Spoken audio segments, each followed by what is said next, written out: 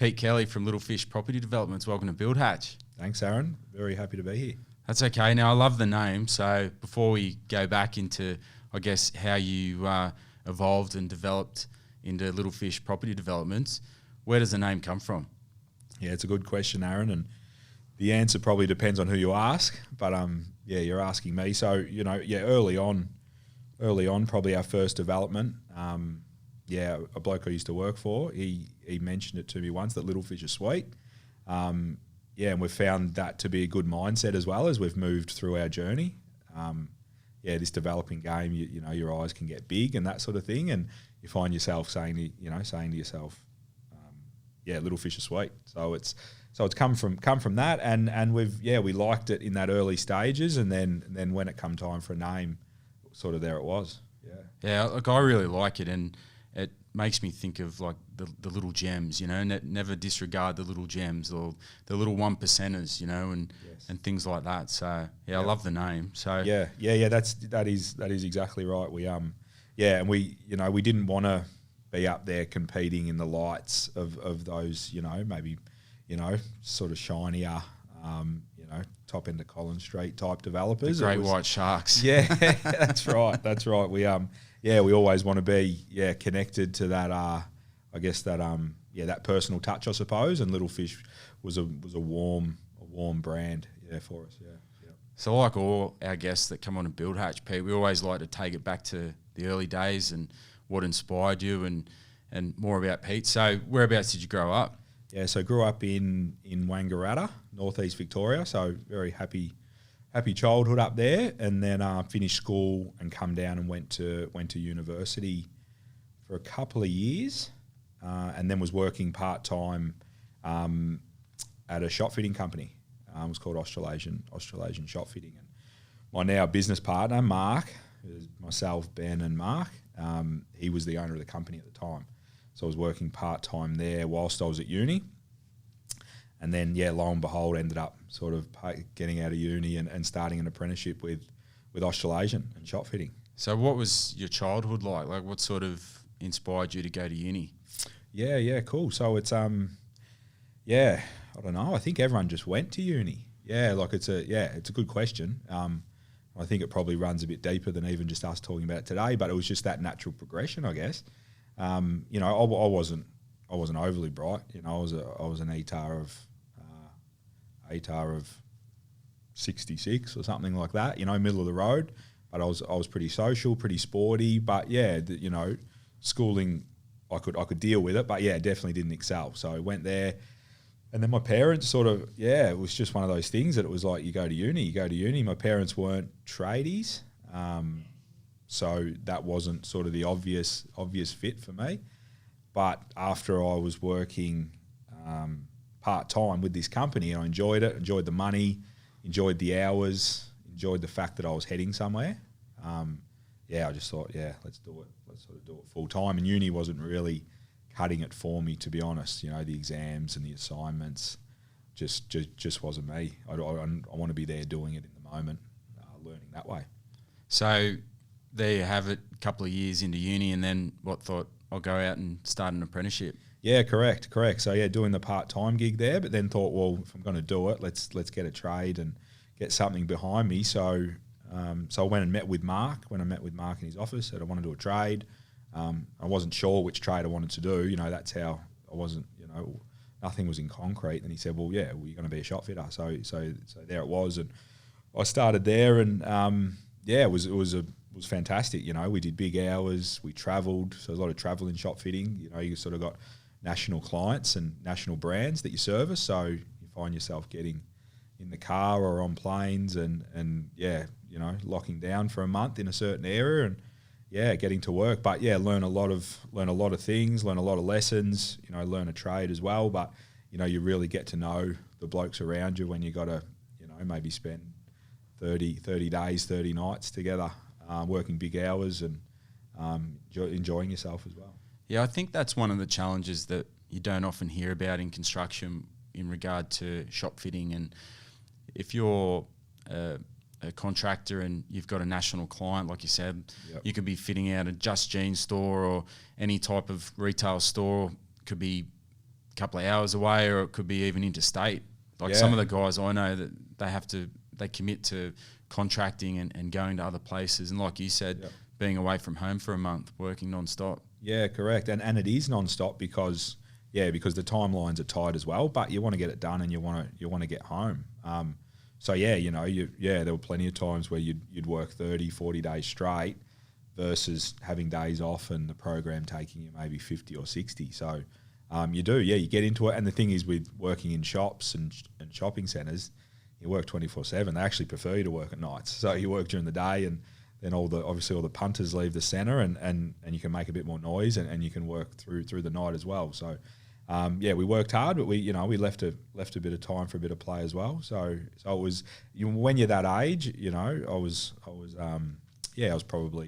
probably 18 to 24 is when I was right in the peak of that, doing the apprenticeship and working on the tools. It was you got to see a bit, earn some good money, work hard, learn a lot, I think it's probably a young man's game. All right, so you did that for a couple of years, and then where to from there?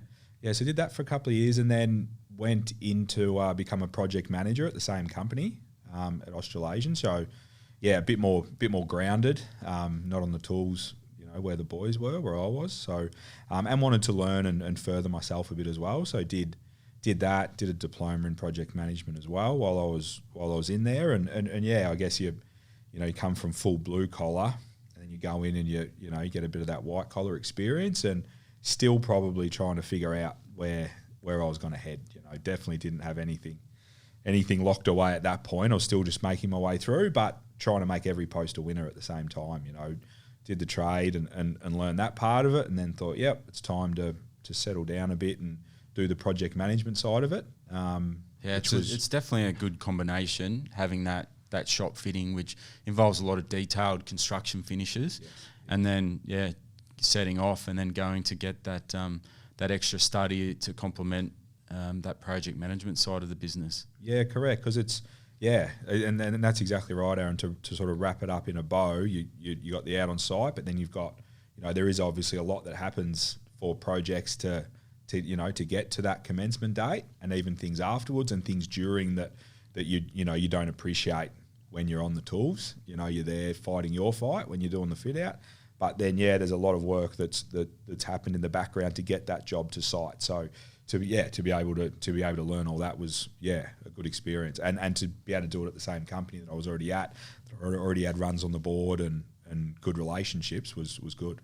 Yeah, look, I find it the other way around, where you have a lot of people that, and it's not necessarily intentional this way, it just seems to work out that a lot of people will go study, say, construction management or project management, and the same sort of thing can happen in architectural students as well.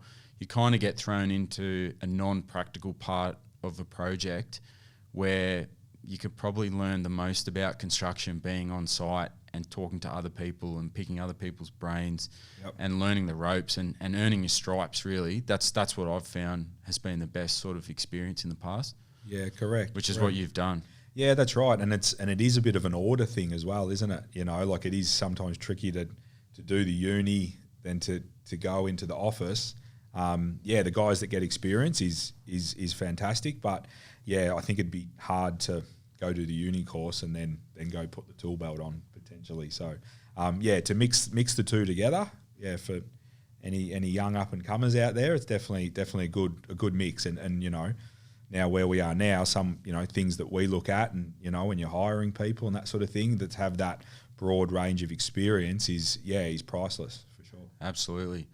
All right, so Little Fish has yourself, Ben and Mark. Correct. So how did that come about? You already mentioned Mark with the project management and shop fitting business. So how did that work? Yeah, correct. So Ben and I, we sort of moved on from the shop fitting company, Ben and I, and we sort of went our separate ways to a degree, working for different mobs. Ben was still doing the shop fitting. I was working for myself, sort of sole trader type stuff, doing little renos and little jobs like that. Sort of renovated my house in the process, so there was a period of that, and then I went into real estate. sort of a midlife sort of crisis. We'll call it a pivot. A pivot, yes. Good word. It was. It was a pivot. I needed a change, and loved real estate, loved property, sort of, and still do, and then so I thought, that was going to be me, So I went and donned the suit, reached out to a friend of mine who's a director out there in the western suburbs where I lived. And then got a gig and then started being a real estate agent, which was a bit of a shock, but I was all in, I suppose, at the time. Yeah. I guess reading in between the lines, what I'm starting to picture, and I suppose on top of the short time that we've been speaking, you come across as a bit of a curious type. So looking back, I find a lot of people don't really see this until we talk about it, but yes. You in setting out on that path of trying an apprenticeship and then aspiring to educate yourself and find a bit more about the other side, that white collar that you mentioned before with project management. Yeah. I suppose looking back with sales as well, that's the third tier, if you like, that if you can wrap it all together. Yeah, I agree, Aaron, and a couple of people have told me that over the journey, not by my design. But now that I look back, by fate and just putting the right thoughts into motion, and it just seems to come together sometimes like that. Yeah, correct. It was, like I said, definitely not from design from the outset, but it was probably just that mindset of being aware that I'm probably not that sure. The uni, wasn't sure. What was at the end of uni, I wasn't sure. Doing a trade, the project management, knew it was all good in its own right, but still I knew it wasn't the end game. So I guess just that constant search and not being afraid to, put that on hold for a bit and go, well, this is what I'm going to do, and I'm going to see where this takes me. So, in saying that though, having good people around you is always the key. Like my wife Gemma, we just had our first child, Annie, and I just got into real estate then. So commission based role, getting in at the bottom, not having that, sort of continuity of clients and that sort of thing. So it was a bit of a leap, but she backed me because she knew I'd give it a red hot go, and and I did. I loved it. For the period I was in, it was probably about 12 months. That learning curve was just incredible to be on that side of the fence and dealing with the transactions and the vendors and buyers and real estate in general and the agents around me, and just that environment of sales, coming from all the things I've mentioned was aggressive. It was an eye opener for sure. I'm always fascinated with the amount of training and sales roles that real estate agents have in their industry. Like still to this day, I can't think of another industry that has the amount of training and time and resource put into teaching these guys on upskilling, like not just negotiation skills, but the amount of like people skills and talking to people and all of those different types of, I suppose you'd call them soft skills. Not hard skills that you can read in a book, but how to engage with someone, how to talk to someone, how to present yourself, like all these little things that no other industry seems to invest in, like real estate agents. Yeah, I agree, and that's something that I was exposed to, and it is a deeper level than you appreciate until you're exposed to it or you learn about it. The sales is ongoing, and they do dive deeply into the I guess the science behind connecting with people and getting people to trust you and getting people to listen to you, and it is. It's full on, but also that constant training I think helps you be good, out on game day as well, rather than letting yourself maybe fall into some a complacent space or something like that. So so it is important to keep on the edge as far as and keep you motivated as well. So a lot of those maybe monthly or weekly sort of training days or anything like that are about they're they're about the upskilling, but I found they're also about keeping yourself motivated, because it's an industry where when the going's good, the going's very good, and you're bouncing out of bed and you're closing deals and it's exciting, and you're connecting people with property. But then when it's dry for a little bit, it hasn't so you haven't knocked a sale in for a while, it starts to you start to sort of second guess yourself, and so to keep that energy up, which people expect you to have that energy. To keep that energy up isn't always that easy. So those sort of training occasions and that sort of thing, I think they're learning, but they're also motivational things to keep you in that sales and positive mindset. All right, so you, Ben and Mark got together and thought up Little Fish Property Developments. How did you sort of evolve from there? What was sort of step one? Yeah, so probably just back a step. So ultimately, when I was in real estate, Ben and I did our first site. So Mark wasn't on the scene then. So we did our first site, and when I was in real estate, I was starting to see what the other developers were doing. You were selling property for them, and that's what really intrigued me was looking at a site and trying to figure out, all right, well, ask different people. So what do you do with this site? Is this 1? Is this 2? Is this 3? Is this 4? And how does it work? Where does the driveway come in? What are you allowed to do? What aren't you allowed to do? So anyway, so that sort of started to intrigue me, and then Ben and I embarked on a site together. We got to the end of that, and that panned out well. There's a bit of market growth there, so I'm not going to say it was all we were geniuses, but it was more probably we got in and did it. It was the key. And then we thought this is all right. Let's try and do more of them. And Mark had been a friend since I worked for him. So always there and always probably that mentor role. And then Ben and I just started having probably like monthly meetings with him, saying this is what we're doing, this is what we're thinking. And he decided to get involved and invest in some of these developments with us. So he helped us. So he helped with your capital. Correct. Which was fantastic. Got us up and running, and we're doing multiple projects. Maybe 2 or 3, and then as we sort of meandered through, it became obvious that we needed a model that was cash flow positive, and we could run a business off. So Ben, Mark, and I slowly but surely come up with this project management structure that allows us to help people develop their sites, but for a fee rather than being a JV partner or rather than it being your own development. It allowed us to implement what we'd learnt and the systems and processes we'd built, but do that for a lot of people. Yeah, great. So so I'll start that again.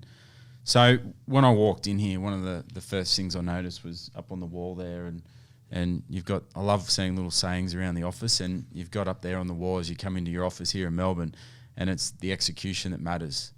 And I really like that because particularly in construction world and between builders and developers and everything else, everything can look exceptionally well on paper and roses and butterflies and unicorns, whatever you like, but it's the execution that gets you there. And you can have something that looks really rosy and really profitable at the end of the day, but unless you execute it extremely well and manage that project, things can go badly very quickly. Yep. So it's an excellent saying. Yeah, thanks. And that's why we posted it up there. It's it's something that's, I guess, got us to this point as well. It's it's executing well, but then it's also we're firm believers in executing on ideas, Ben's very good at his sayings and executing on the ideas that we come up with, and that's something we've always done, whether it's the client portal, our systems and processes, or sort of whatever the goal may be. It may be the content that that we're pushing out there. It's all good in theory and it's all good to talk about, but unless it's done, unless it's executed on, it means it means nothing. Yeah, it only counts if you do it. So that's why execution's the key. Yeah, that's it. Walking the talk. Yeah, correct. Simple as that. Correct. And that's and that gets hard as well. You're running a business. You've got your day-to-day tasks to complete, to execute. But then you've got this business that you've got these dreams and got these things you want to work on to help propel you into that next phase. And you need to execute them. Otherwise, you're just spinning the wheels and getting caught in the day-to-day of the business. And I'd imagine you wake up one day and you're not far from where you started from. So it becomes a balancing act, and the days are long. They're big days and that sort of thing. But you write yourself a list, and you got to nail on those sort of extracurricular things that you want to get done for you and your business and that sort of thing. So there's a daily grind, but as a team trying to build a business, you got those things on the side that need to be done to help propel the business. Yeah. So just on that, tell me about Little Fish Property Developments. Like, if someone's curious to know what you guys do, what's your sort of, as well as, I mean, you've already said you guys charge a fee and execute someone's project. Tell me about Little Fish Property Developments. What do you guys do? Yeah, so essentially we manage projects for clients. So our clients would range from people that are maybe trying to find a site. We get involved in that bit of that early due diligence and that sort of thing to make sure they're partnered with the right opportunity. So just like an average punter, like call them a mum and dad, or is it for investors, or a bit of both? Yeah. So I guess both. Like it is. Developing is for a certain type of person. Yeah, so it's not buying a first home as such, or a one-off. It's about coming to you guys as the experts in property development and saying, look, I want to get into property development. How do I go about it, or how can I do it? Yeah, correct. So we do. We deal with those really early on guys that maybe might need to go to the broker and figure out where they sit there, and then we help give them the information to figure out whether they can do it. We've got a lot of educational content as well that people search and consume. And then we've got the the investor type guys, and we've got multiple people that can do projects, have the financials to do projects, but they just don't have the time. They're off working in their business or whatever they're doing, but they still see a lot of merit in doing the developments. They engage us to do them, and we manage it for them on their behalf. A big part of our clientele also is the people that just have the sites. So there's a lot of people out there in Melbourne that either recently or years ago, 10 years ago, bought these blocks of land, and now they're good for development, and it makes financial sense for them to develop it. These people have these blocks, and instead of keeping the one maybe beaten down house on it, they go, well, maybe I should develop it. They can live in one, rent, sell the other one, sell both, rent both, whatever it may be. It has turned into a great opportunity for people to build their wealth. There's no doubt. Yeah, I think that's a good opportunity. So if I'm sort of sitting on a large block of land in suburbia or urban, wherever, I can come to you guys, reach out to you guys and say, look, can you tell me what I can do with my property? Yeah. Can I subdivide it? Can I, what if I wanted to sell it, could you increase the yield instead of selling, putting it on the market? Do you have like a contact? I'll start that again.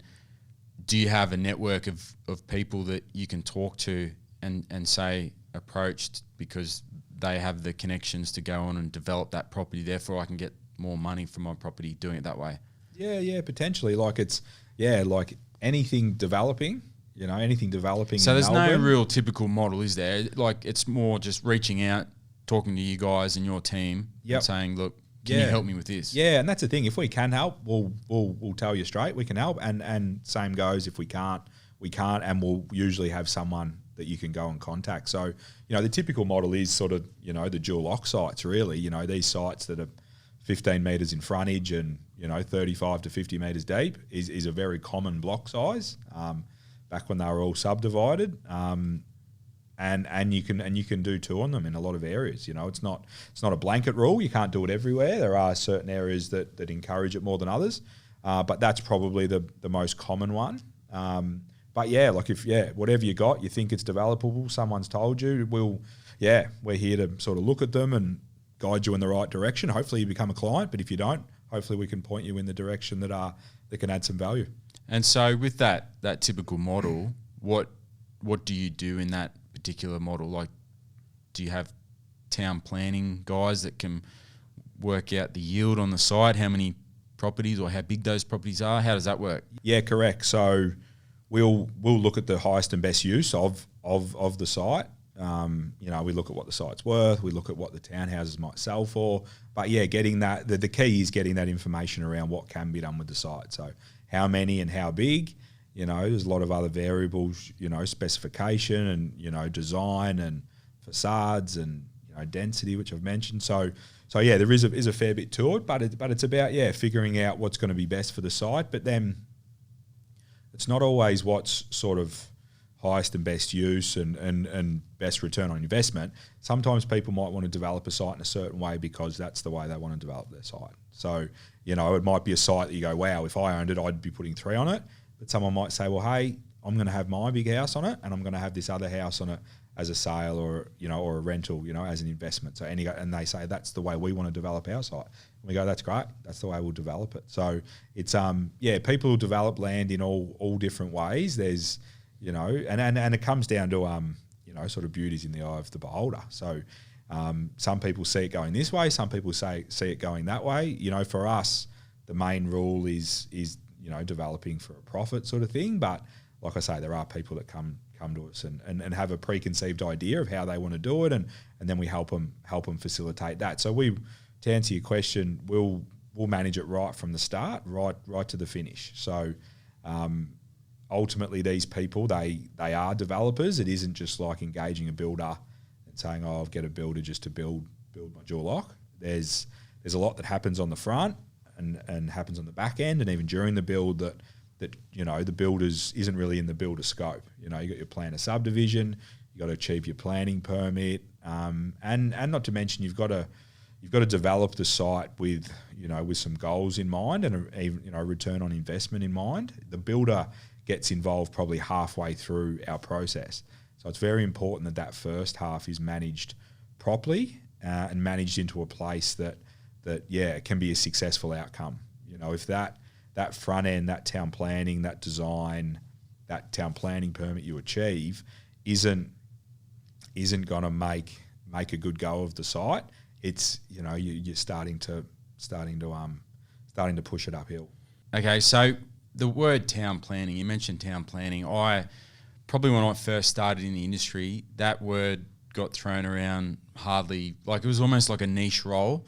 It was, you went off to study construction management or architecture, and I probably put it on par with interior design. Like the way interior design and town planning has evolved in the last, say, 10 years at least, it's now such a critical role. Like it's just as critical as your financial advisor, like knowing what sort of return you're going to get on your capital, talking to a town planner and their role in the process. So it's been a huge change, hasn't there? Yeah, I couldn't agree more. They're right there at the start, and they get you through to that elusive stamp from town planning, and it's probably, other than probably finishing the project, it's the milestone, it's the milestone, and that's probably circa halfway through, that is a big tick when that day comes. You get that permit because nothing's certain. You embark on a project. Someone might buy a project, or they start spending money on land that they've had for a long time. Either way, you're putting a lot of capital into getting that permit, and people don't always get permits. So they are a very important part of the process, and we're lucky enough to work with some really good ones in Melbourne. So yeah, couldn't agree more, Aaron. They are very important. I actually see them as being like geologists, in a way where they sometimes, and I might get into trouble for this, but they sometimes wear, like, they don't wear the cool hat, right? Yeah. But if you just go talk to, like, we'll go talk to the geologist, because he's the guy that actually knows where all the gold is, or the gems, or, go talk to him. Forget about the big investment bank over here. Go talk to that guy, because he actually knows all the information and where what you can get on the site, who to talk to. Yeah. Like, these guys are the cool guys, Yeah, they are. They may not seem like the cool guys. Yeah, they're not like out there. They're typically not out there like with design flair. Aren't they? They're introverted, some of them. But as I said, you have those. You go talk to him or her and have a nice, decent, quiet conversation. Yeah. You'd be surprised how much information those guys know. Yeah, correct. And they may not be the coolest kids in school, but if you're developing, they're the ones you want picking up your phone calls. And the thing is that I think I've got to a point now with a well-respected town planner in Melbourne, and he's nearly a mate, but he picks up my phone calls, and we talk about sites weekly. We're always shooting the breeze on certain things, but they're the guys that they sit above the whole thing, and they see where it's happening. They're in and out of VCAT. They're hearing where councils are heading.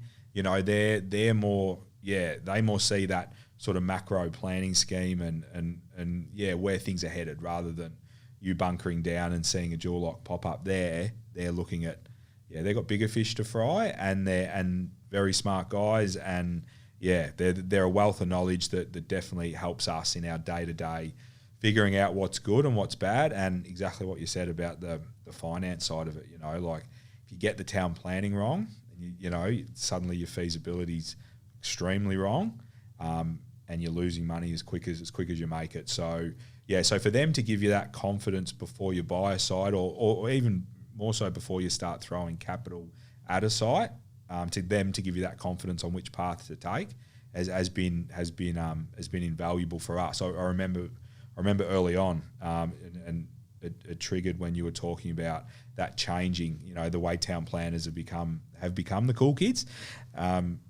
When we were starting out, it was Ben and I were trying to figure out what do we do and where do we do it, and it wasn't that obvious sort of thing. So to reach out to these guys, and as you're smaller and you don't know too many people and they don't know you, it is hard to get in front of those people, because pretty sought after guys as we're talking and about. they're also behind the sines too. Like they're very much hard to find them.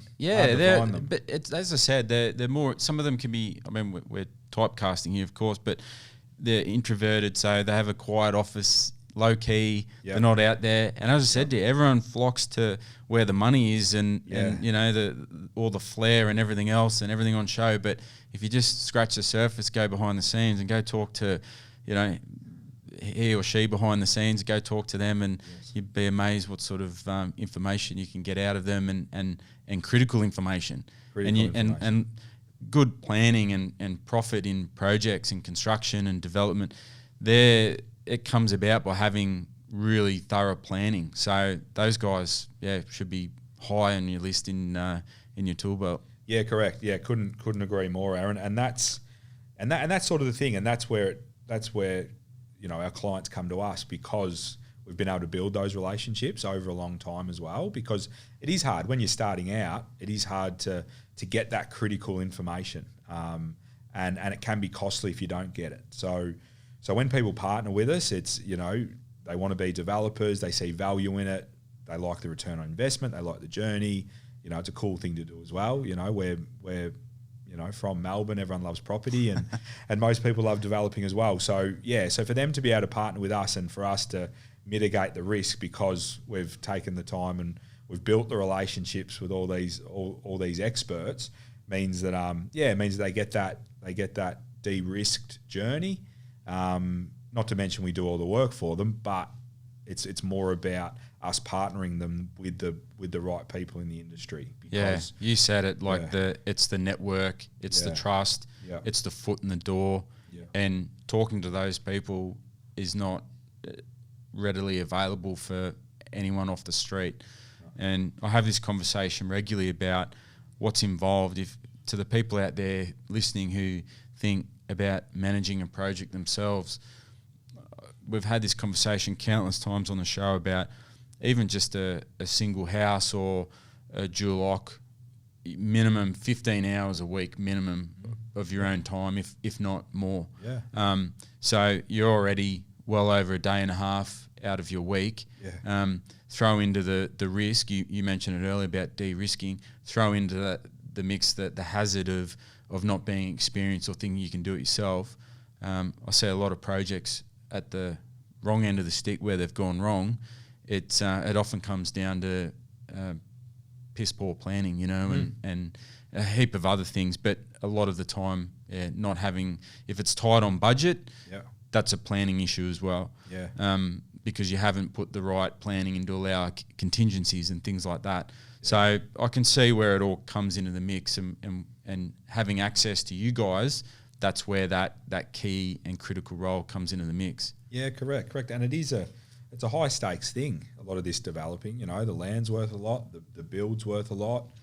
People are spending millions of dollars. So, yeah, so you know, we find the smart people see value in having someone in that role. And that's the thing, not to say that you can't manage it yourself, but it's more what you're talking about, Aaron, about dedicating that time to the process and appreciating that there will be a good chunk out of your week that you won't be doing your work or your family life or your social, whatever it is. It's not a side hustle that you can jump on the computer after you put the kids to bed and think you're going to manage a project. That's right. It is important that you do have that time, but then also you connect yourself with the right people. And it is hard when you're starting out, but yeah, you can do it. But also obviously there's us over here as well that yeah, we do it for people that are time poor, know they should do it, and see value in us. And also the continuity of work that we do with a lot of these guys, we get the good service, the pricing's on point. There's a lot of upside. Yeah, it's definitely, like always, viewing it as an investment, not an overhead. Now, on Build Hatch, we have these real and genuine conversations. So I have to ask you this. What about when things go wrong, if there's a shit fight? And it happens in construction and property development. So can you tell me about an example of where there was a bit of a shit fight involved and things hadn't gone to plan, and what was that situation? Yeah. No, it's a good question, and everyone likes to get into the dirt, I suppose. And it's and yeah, when you say that, it's interesting because when you ask where the shit fights are,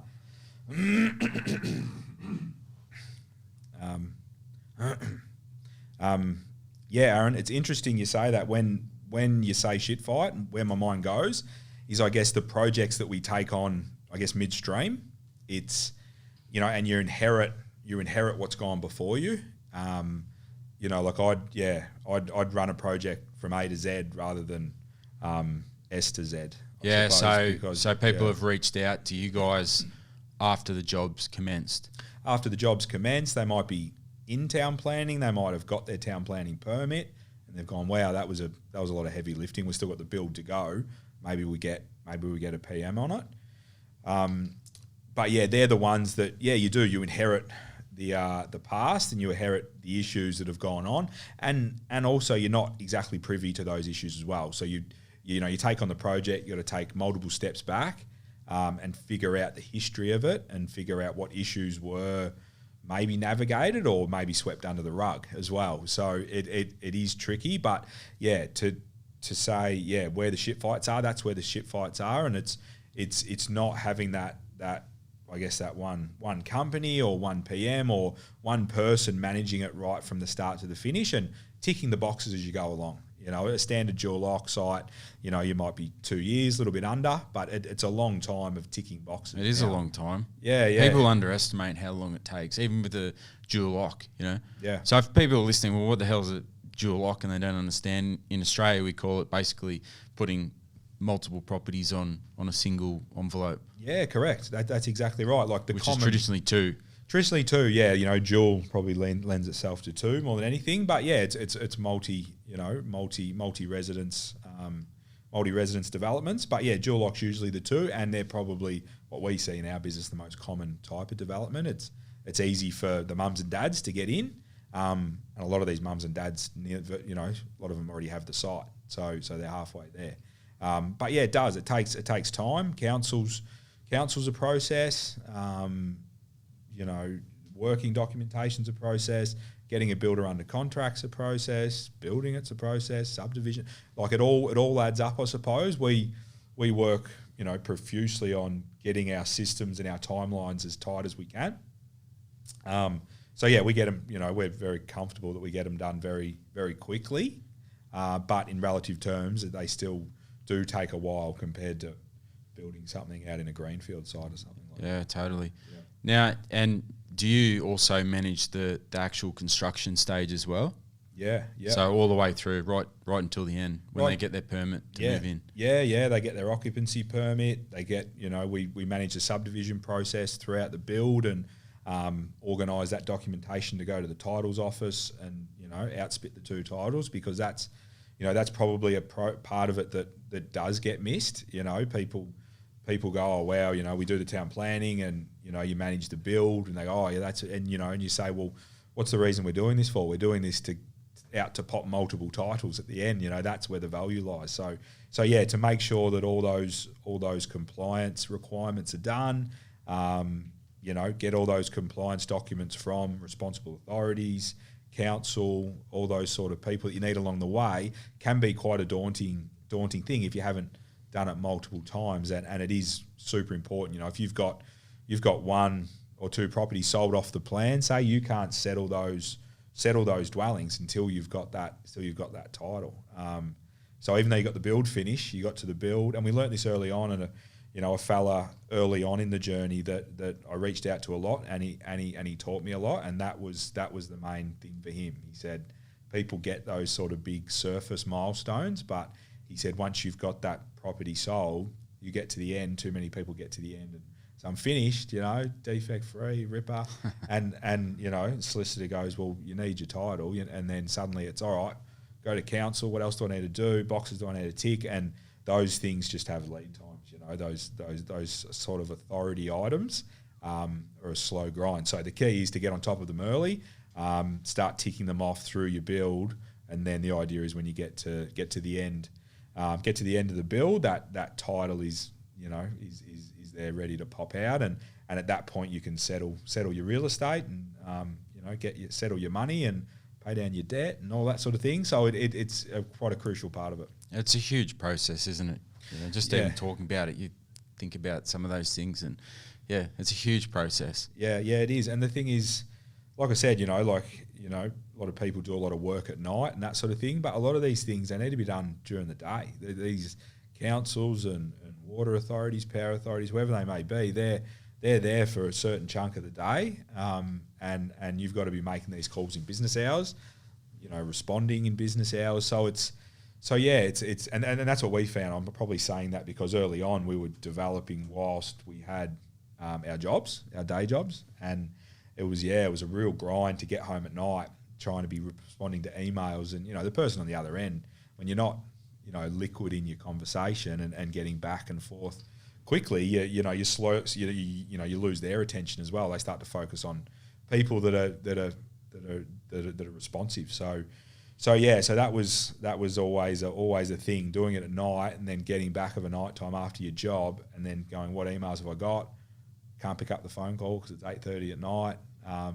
So it is. It's a bit of a mountain, but if you've done it a bit, you know who to call and what to do and when, can be done efficiently for sure. But it can be worth investing in a project manager. Absolutely. All right. So for the people listening to this who want to reach out and get into contact with you guys, what's the best way to go about it? Yeah. So ultimately, punch us into Google, and we're usually somewhere there around the top. Jump on the website.